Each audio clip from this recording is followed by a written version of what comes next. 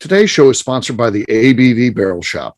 The ABV Barrel Shop is located in the St. Louis metro community of Arnold, Missouri, and is the world's first single barrel only liquor store. This business is owned and operated by Steve Akeley and Jim Fosnot.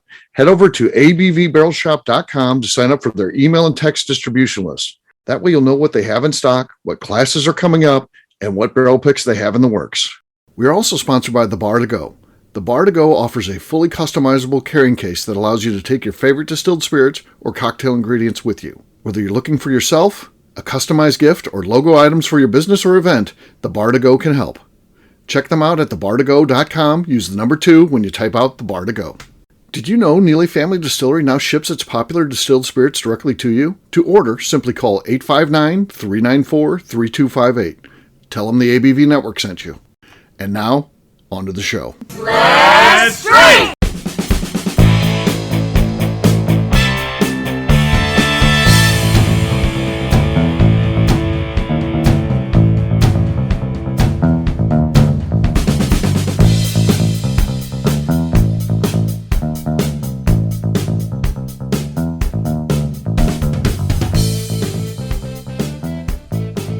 Welcome to the Bourbon Daily, the podcast about everything bourbon delivered to you every day of the week. Today on the show, we discuss whether or not bourbon wants to fix the supply and demand issues plaguing the industry. My name is McNew. Please join me in welcoming my co-host, Steve Akeley, along with our special guests, Old Man Bay, Bo Cumberland, and Kathy Poole. Hey, gang, what's up? Hey, guys. Hey, everybody. Hey, so yes, we're going to be talking about supply and demand. And does bourbon really want to fix this? Are they happy with where they're at right now? We'll get to that after the break. For right now, Kathy said there's something she wanted to talk about. What is that, Kathy? I do. So it's kind of like you get to be invisible for one day. Okay. What do you do? Invisible for one day. I mean, shoplift, I guess. I'm going to see the bottles of bourbon leaving. No, you tuck them in under your shirt or whatever, right? Oh, okay. Is the shirt invisible too, or do I have to be naked everywhere? If I got to be naked, I'm not going out because I don't know when it's going to wear off, and I don't want to be caught, across town nude. Thank you, Steve. Yeah, and that's a benefit for the general public too. So yeah.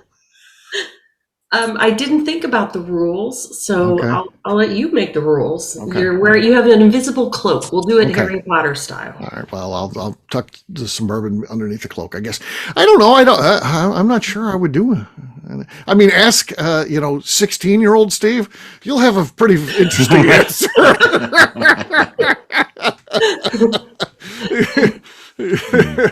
But no, I don't think I would do. I don't know that I do anything. Maybe play practical jokes on some friends. In reality, I'm not stealing anything. That would be fun. Practical jokes would be fun. Yeah, for sure. Yeah. What about you, Old Man Bay? Probably nothing. Just do absolutely nothing. Right. Is that a novelty for you? Doing nothing? Like, do you not ever get to do nothing? I don't ever get to do nothing. Not very often. Yeah, that would sound pretty good, actually. That's what I keep craving. How about a day where I don't have to do anything? I don't know what that is, actually. So Yeah. Okay, stay busy. Bo, how about you, man? Invisible. What do you do? I don't know. I think I would just head to places that I'm not allowed to go just to hang out and say that I've been there. Okay. All right. And is there an example? I was going to say, because we're immediately going to like female locker room is what we're thinking. So please, That would definitely be that. Okay. No, that would be on the list. Football cheerleaders. Yeah, right. Yeah. Locker room. Well, sure. Okay. I'm only a man, Steve. Oh, yeah. What can you do? McNew? I think I would just hop on a plane to places I want to go but are expensive and just take myself a little free vacation. It's not hurting anyone. Free vacation. There you go. What if the flight is full and there's no seats available? I can stand. I'm invisible. I feel like standing's more comfortable when you can't see yourself. It's not going to be bad. I'll be fine. I'll be like a little ghost. I'll just stand somewhere. But it's only for a day, right? So you Just couldn't one day. really go far. You can't go far. I'll just have to buy my return ticket. It's fine. I'll get there. You get there half price. It's a half price. Wait, how did you get here? Our customs doesn't show you here at all. Right. Yeah. Interesting. Yeah. Kathy, you asked a question. What do you think? I think I'm probably going to do the prank thing. Okay. Pranks. Yeah. Just kind of like, Bo had that horrible situation where his friend didn't help him pull his pants back up. Don't make him a victim. No, I'm going to go find you and Beat him up. make your pants fall down. Make my pants fall down. See how you like that. Yeah. Justification. Kathy seems too nice for this. Imagine Jim Fosnot if he was available to. He doesn't know parameters how to treat human beings. So yeah, he's a guy. If you make fun of him, about something, he'll be like, "I'm going to get you back," and then he car bombs your car. So he has no parameters of what getting someone back even means. So yeah, he's the worst. He's gonna put like fish in your vents or something. It's gonna be awful. Like just not nice things. Yeah, this is true. Yeah, no, fun things to do. Yeah. One time we did that when we were in college. We were at a hotel and put a hole in the drywall. I don't remember how it happened. It wasn't me, but I was in the room. It was 4 people in a room in spring break. Whenever I went in '86, and so they're like, you gotta pay for that. So they make us pay for it, but then they leave us in the room to check out and all that shit. So we went and got a bunch of like nasty food, like cheeses and shit like that, and just poured it down, just dropped it in the hole, meats and stuff like that. Filled that thing up, just filled it up because they made us pay like $75 or something. We didn't have any money. We were high school kids. But then you had the money to buy all this stuff to shove down in there. We had food money, Yeah, sure. Or some of it might have got stolen. I don't know. I didn't do any of that. So, but that happened. So, yeah, the Reef Hotel. You can look it up. They had to knock it down, probably because of that. Like it's just a stench we can't get rid of. Ugly smell we can't find. I don't know what it is. Demolish it. Yeah, the Reef Hotel in Daytona Beach gone because of us. Yeah, there you go. All right, well, guess what, gang? It is time to drink. What is everyone drinking? We're going to start with Old Man Bay. Old Man Bay, what do you got? You know what? I'm going to do the whole show tonight on my previous trip to Michigan. So our first stop was Old 55. So I'm doing the Old 55 single barrel whiskey bourbon. Okay. I didn't know they moved to Michigan, so that's cool. We stopped on the way, Steve. Oh, okay. Did you not hear that part? I thought there was breaking news. All right, here we go. Oh, it was weak, very weak. I think it was a microphone issue too. So I don't know how great the cork pop was, but over the mic it was horrible. So yeah, Kathy, you're next. Okay, I was driving to Michigan and stopped at Wood Hat. So I'm going to open this one. Okay, that's our lead. As sad as that is, that's our lead right now. McNew, what do you got? I want to start with some Maker's Mark. It's just a twist off. It's a twist off. Okay. I've got, on my way to Michigan, I stopped at, got some Buzzard's Roost. This is the barrel strength version.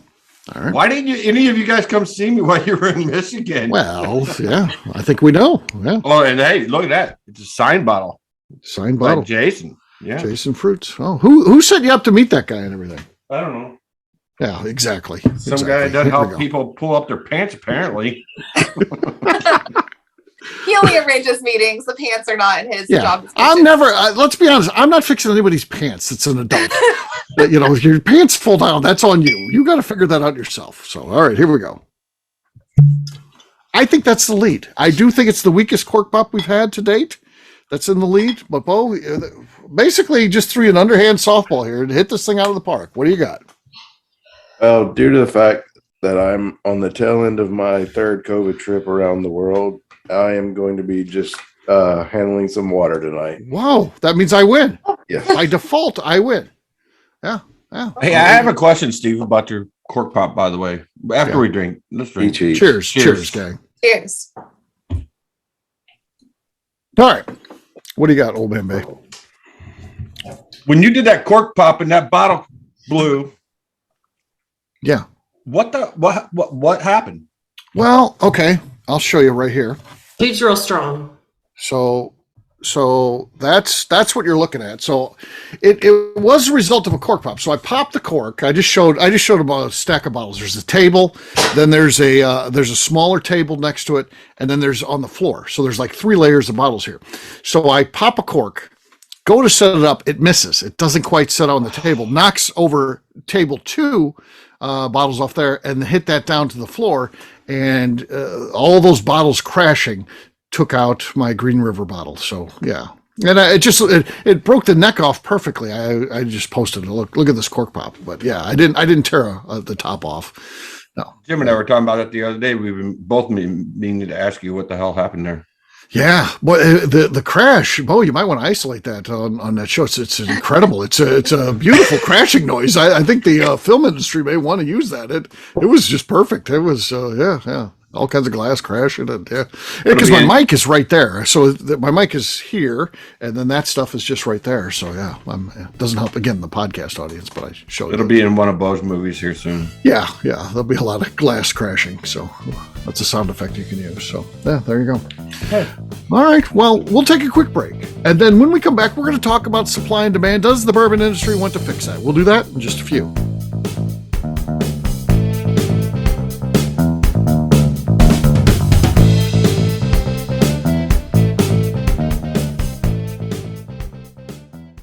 Let's talk about the people who make these shows happen. First up is the ABV Barrel Shop. It is the most unique shopping experience in the world of bourbon, as the ABV Barrel Shop only sells single barrels. Owners Steve Akeley and Jim Fosnot select. With over 100 distilleries on board to sell us barrels, we are home to the most unique and diverse barrel pick selections in the bourbon world. By signing up for our email, you will always know what we have in stock. In addition to the single barrels, we'll have a gift shop featuring ABV Barrel Shop as well as ABV Network merchandise. We are partnering with vendors like Art Eatables and Old Man Bay Signs to bring you unique items you can't find anywhere else. We will also have a 24-seat classroom where we are offering educational and fun classes like Breakfast and Bourbon, a series where we pair donuts and bourbon, customer barrel picks, and opportunities to learn from master distillers and other bourbon dignitaries. Best of all, we feature a tasting bar where you can try before you buy. All of this is located in the St. Louis metro community of Arnold, Missouri. If you are in the St. Louis area, please stop by to say hi. If you're traveling in from outside the area, please take advantage of our hotel rates with the Drury Inn and Pear Tree Inn, less than a mile from our shop. This can be done via the links in our Visit St. Louis section on our website. Head over to abvbarrelshop.com to plan your trip. The ABV Barrel Shop. It's where single barrels live. Hi, this is Steve Akeley, owner of the ABV Network. We're sponsored by the Stave and Thief Society. This is where you, a bourbon enthusiast, can expand your knowledge and emerge a bourbon steward. In 2017, I completed my Executive Bourbon Steward certification. It's the most comprehensive bourbon certification program available and connects you with an expansive network of bourbon enthusiasts and professionals. Check out the full listing of in-person and online certifications and join the society today by enrolling at staveandthief.com. Okay, let's talk about the Neely Family Distillery. In 2018, I met Royce Neely at an industry event. He started appearing on our shows, and we became friends during my frequent trips to Kentucky. Today, he is amongst the leaders of young distillers leaving their mark on the bourbon industry. A visit to Neely Family Distillery yields insight on their unique family history, why their products are special, and gives you the opportunity to taste their whiskey, moonshine, and creams. Check them out at NeelyFamilyDistillery.com or visit them in Sparta, Kentucky.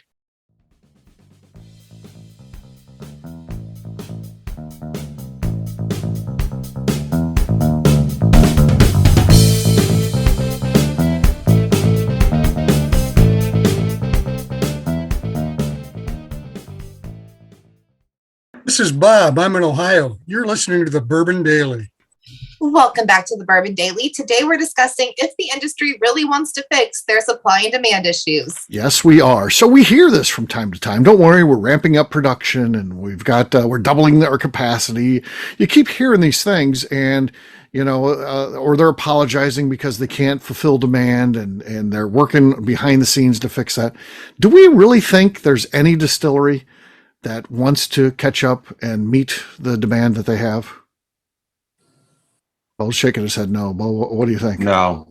I say no. My number one example of this, and the people, I always say this, the the distillery that does the best or the worst job at it is Buffalo Trace. Yeah. Because you know, it's somebody said this to me the other day, and I thought it's a pretty good point. But I was doing one of these tour buses, and the guy said that I said, "What's one of your least favorite places to go?" And he said Buffalo Trace, and not because it's not a good distillery, but because he said I hate bringing, you know, people that come to Kentucky for the first time and they go to Buffalo Trace. Most of the time they can't even get a bottle of Buffalo Trace there. They can't get a bottle of, you know, certain things that they want. So, but I think it works in their benefit, because when I first moved to Kentucky 2.5 years ago, I could check Facebook at 9:30, 10 o'clock in the morning. And if they had Blanton's there, for instance, I could get in my car, drive 30 minutes down the road, and I could get some. Now, when that same scenario happens on a generic Tuesday morning at 10 o'clock, somebody posts on Facebook, they got Blanton's. By the time I get there, they're sold out. They're done. And so, but to me, that bodes well. It sucks for the people that are looking for that stuff, but it bodes well for them, you know, because there's such a high demand for it and people are looking for it. So, Yeah. But if they made more, they could sell more and make more money. Could I'm they, not though? saying like make enough, because we know they're not going to make enough. But they could double the production and still be making tons of money. I don't know. You don't think? Yeah, maybe. Well, I don't know. I just think about the way bourbon works, right? So they could double their production today. That doesn't mean there's more until like 2 to 4 years. Right. So we're still That plays into it, and then of course bourbon fans continue to grow. But Kathy, does everybody want that bottle of Blanton's because Blanton's is that good, or do they want that Blanton's because they can't get it? And that's where it comes into. If all of a sudden, like you said, they start ramping up production and there's more just regular Buffalo Trace out there, maybe people don't want it. And we know that there are games being played because St. Louis is just a perfect market for that. You'll hear bourbon fans bitching they can't find Blanton's. But you know what? Go to any grocery store. Go to Schnucks, go to Deerberg's. They're right here. They're closer to me than the liquor store. There are plenty. There's 20 bottles plus on any grocery store shelves. So you hear people complain.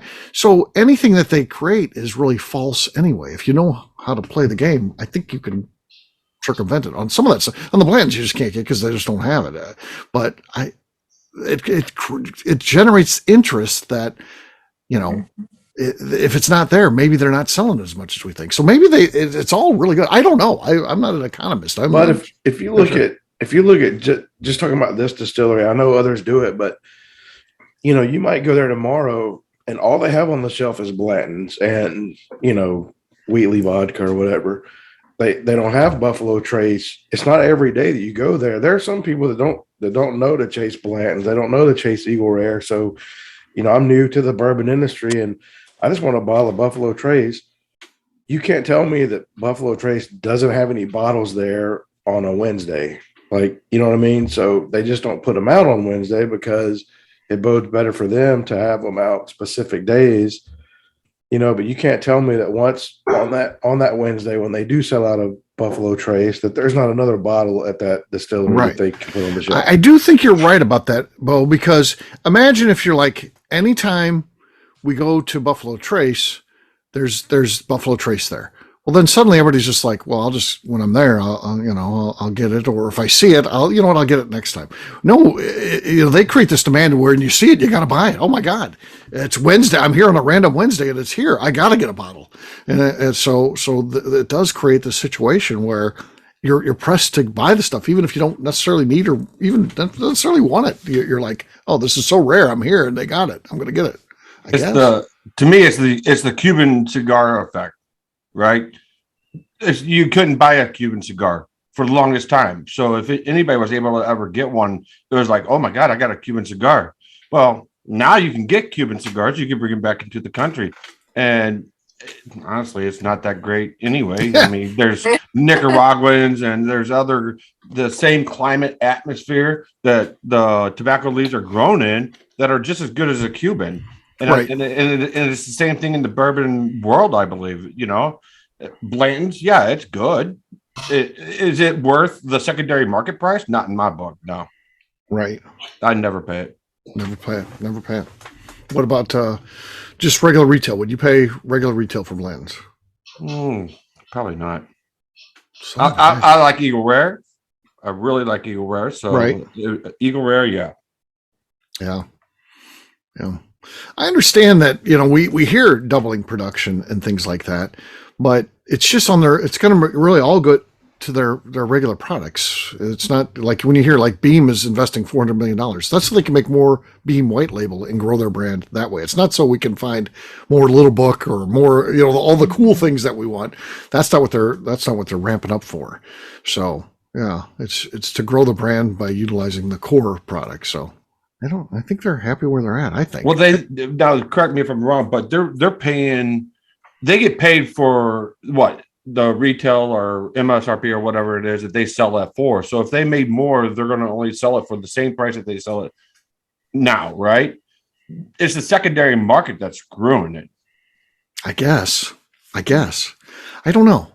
The secondary market's such a unique thing too, because you always think about, like, again, Buffalo Trace is such an anomaly in what they do. And again, I know that the Van Winkle family certainly controls part of this. It's a negotiation, I guess. But why don't they just double the price of Pappy Van Winkle across the board, or triple the price of it? It'll still sell out as fast as it does now. And if they double the price of it, they make twice as much money. I don't understand. And it wouldn't even be that expensive still. I mean, the cheapest one would still be $150 or something. I mean, right. I watched an interview with Julian Van Winkle, and it's like they don't have any control over that either. They were basically saying quit paying the secondary price. Yeah, they have no control over that. Right. And they're like, we can't, it's not readily available to us. The Van Winkles, they have to pay it too, so they're having to pay that supposedly. So, what good is it to them? Yeah. Supply and demand just doesn't work in bourbon. That's what the rules that you learn in economics, but I didn't really do too good in that class. Just don't seem to apply here. Bourbon economics is definitely its own thing and probably worthy of a college level course too, because it's weird. So, I just remember when they announced they were one of the BTECs. They were doing like 3 times the amount one year of one of them. And everybody suddenly had, it might have been Stag. Everybody, the year before they were worth $600. And then you're talking about 3 times as much. They should be worth less money, right? Because more demand. No, it's like now everybody has a $600 bottle. It stays the same. So it's weird. The bourbon economics just doesn't work. So there you go. All right. I don't think we resolved anything, but we talked through some things, and that's what we do. So there you go. Kathy, we'll wrap this up by talking about where people can find us, and we'll start with you. You can find me on Instagram at KKCaskStrength. Old Man Bay. Facebook, Instagram, YouTube, Old Man Bay at Old Man Bay Signs. Okay, Bo. I'm on Facebook, Instagram, YouTube under My Journey Through the American Spirit, and also Bourbon Sasquatch. Okay. Look at Old Man Bay there. Look at all that bourbon behind it. First time we had Old Man Bay on, we recorded shows, was Rate My Collection. It was 10. He had to use a couple of them 2 times in the thing. He's like, I've only got 6 bottles, so here's my second time with this. I had 10. But that's all I had. He said, pick out your favorite 10 bottles. And I'm like, I don't know if I have 10. But I certainly do now. Okay. Yeah, there you go. All right. McNew, how about you? Where can people find you? I am on Instagram at McNew ABV. For me, I'm an easy guy to find. I'm at Steve Akeley on Twitter, Instagram, or Facebook. I've got a website, steveakeley.com. We've also got a company website. That thing's abvnetwork.com. Check it out because everything that we do is out there. Previous shows, blogs, so much more. abvnetwork.com. McNew, anything else to say before we get out of here? I would like to remind the audience to please give us a 5-star review. That includes comments. It helps new people find the show, which is very important to us. And if you like what we're doing, we ask that you please visit our Patreon page at patreon.com/the ABV Network. All right, great job today, gang. For our audience, we'll have a brand new show for you tomorrow. Looking forward to that. Until then, take care, everybody. See ya. Bye. Bye, everybody. Bye. Peace.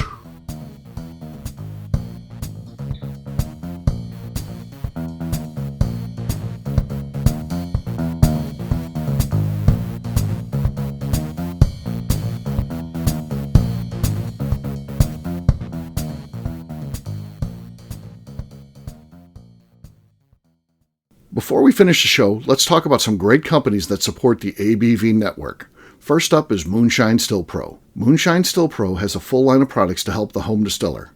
Whether you want to experiment on the stove in your kitchen or you're looking for a bigger setup in your backyard, owner Russell Creed and his team can help. They have multiple still offerings, accessories, and even grain from their partners at Goldstone Mill to assist you in making whiskey on par with your favorite distillery. They can also help you with some fabricated parts you probably can't make yourself if you are attempting a DIY still project. Learn more or order your still or parts at moonshinestillpro.com. Another friend of ours is the Goldstein family at Goldstone Mill. The Goldsteins offer a variety of heritage and heirloom grains to make the finest whiskeys in the world.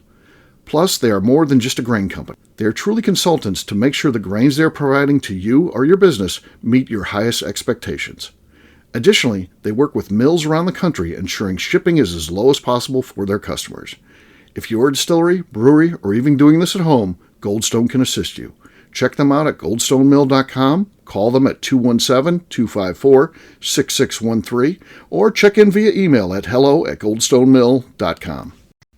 Last but not least is the ABV Barrel Shop. While we don't get to play in the allocated bourbon game because we aren't selling the other products you have to do to get those, we do have access via our friendships in the bourbon industry to some really cool stuff. Have you ever seen your favorite craft distiller selling some really cool limited offerings only in their gift shop? I'm talking things like the hazmat offering Distillery 291 did for their 10th anniversary, or Neely Family Distillery's Papaw's birthday barrel. They don't have enough of it to send it out to distributors, so they only sell it via their gift shop. Well, companies like Distillery 291 and Neely Family Distillery have agreed to sell us 2 or 3 cases of these offerings moving forward, meaning our store will have the access to some of the rarest whiskeys in the world. Way more difficult to come by than the allocated bourbon offerings with a national release. Yes, they will be extremely tough to come by, but if you're a customer of our store, you'll have a chance to get them. Get signed up for our email or text list over at abvbarrelshop.com so you don't miss out. The Bourbon Daily is part of the ABV Network. For more information or to become a sponsor, please visit abvnetwork.com. Thanks for listening and cheers. This has been a Steve Akeley production.